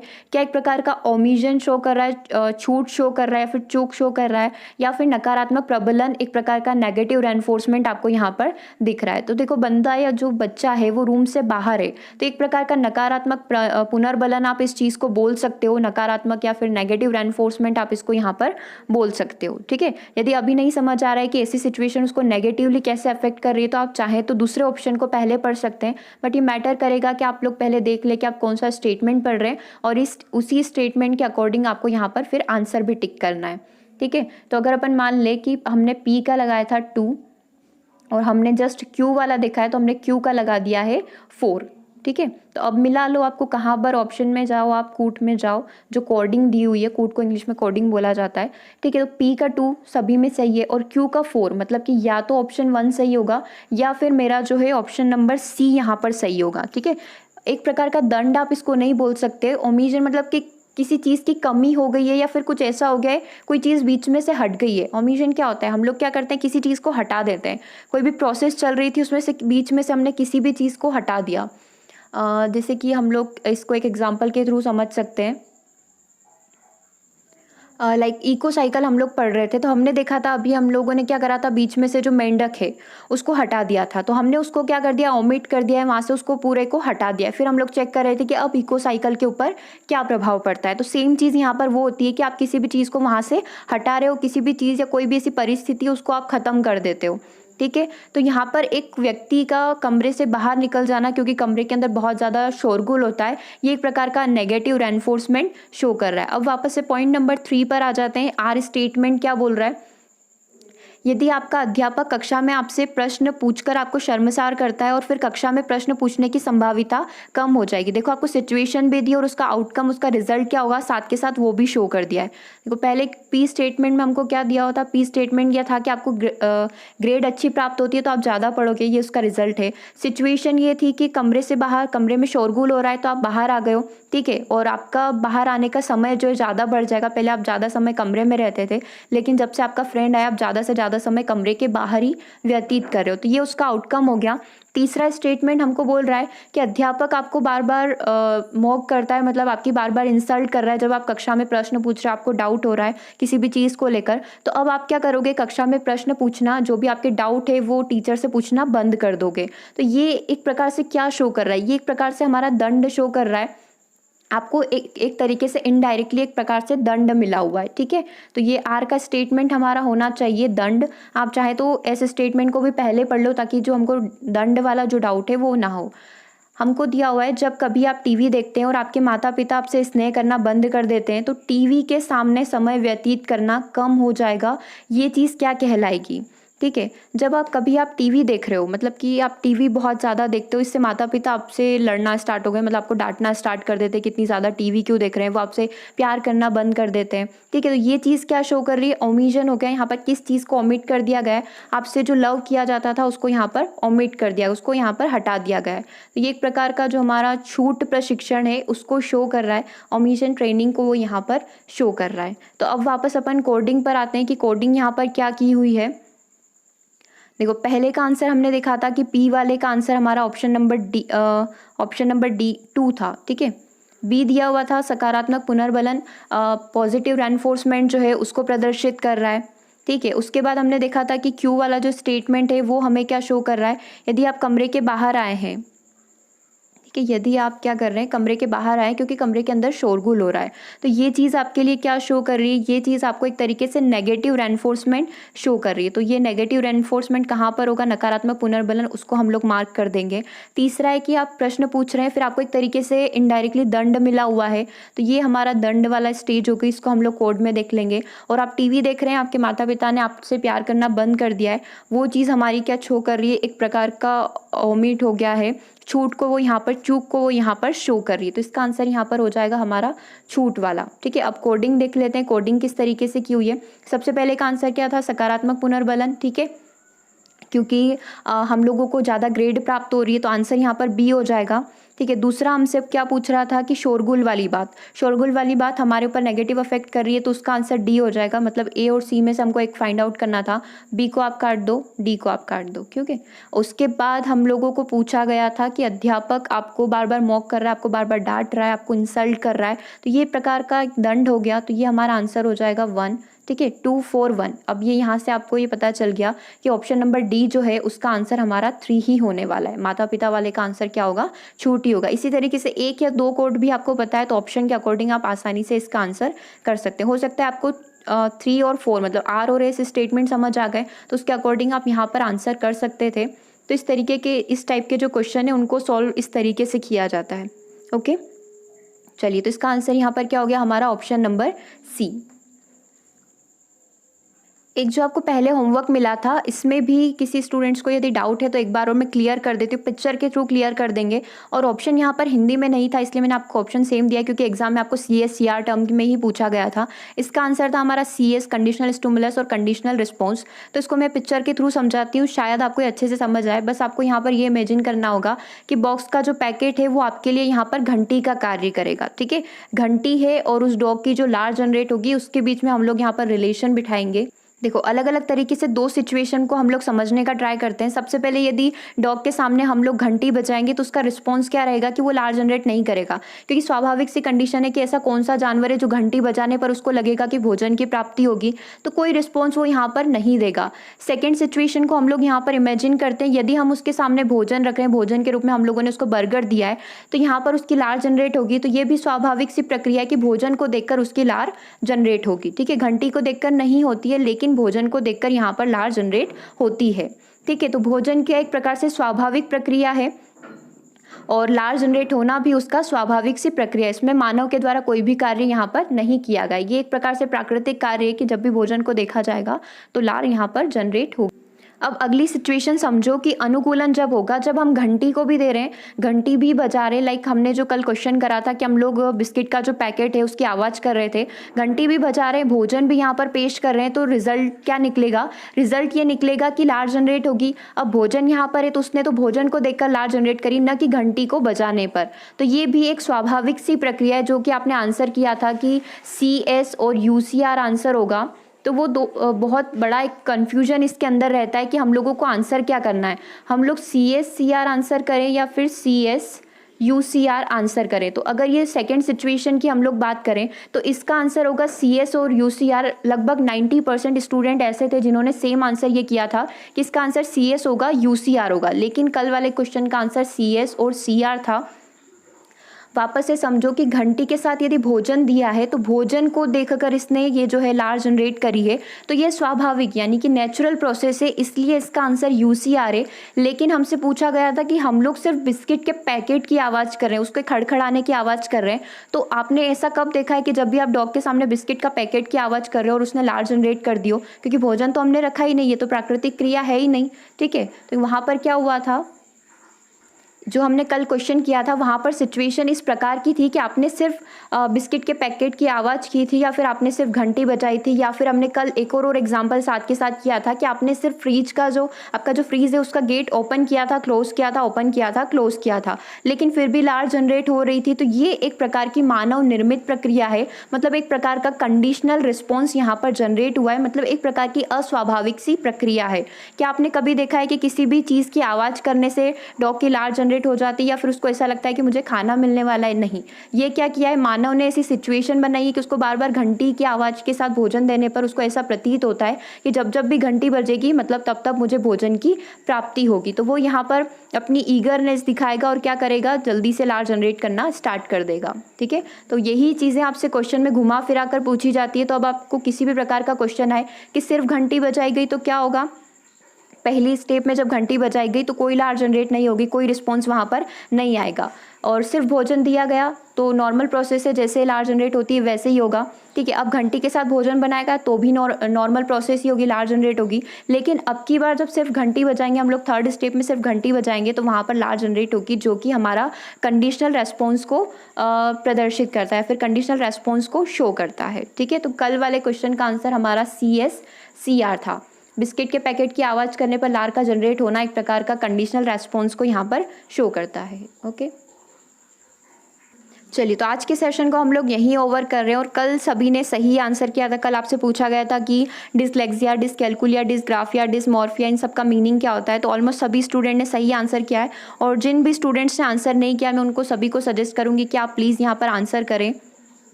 और जिन भी स्टूडेंट्स ने चैनल को सब्सक्राइब नहीं किया है वो चैनल को सब्सक्राइब कर ले, ताकि आपको जल्दी से जैसे ही कोई भी वीडियो अपलोड हो तो सबसे पहले आपके पास नोटिफिकेशन पहुंच जाए। सब्सक्राइब करने के बाद आपको जो बेल आइकन है उसमें ऑल पे जाकर क्लिक करना है, ताकि जब भी किसी भी प्रकार का वीडियो अपलोड किया जाता है, लाइक वो हमारा EVS का हो, बाल विकास का हो, मॉक टेस्ट हो, या फिर कोई टॉपिक वाइज क्लास हो, तो उसके आपको जल्दी से यहाँ पर नोटिफिकेशन प्राप्त हो जाएगी। ओके, और वीडियो कैसा लगा है, आपने कितना स्कोर किया, क्योंकि आज हम 25 क्वेश्चन कर पाए। 25 क्वेश्चन आपको कैसे लगे, लेवल कैसा था और आपका क्या स्कोर यहाँ पर रहा है, वो चीज़ आपको यहाँ पर बतानी है। और आपने जो भी होमवर्क का मुझे आंसर करके बताया था मैसेज में कि इसका आंसर ये होगा, वो आपको यहाँ पर कमेंट करके बताना है कि आपने क्या आंसर यहाँ पर इसका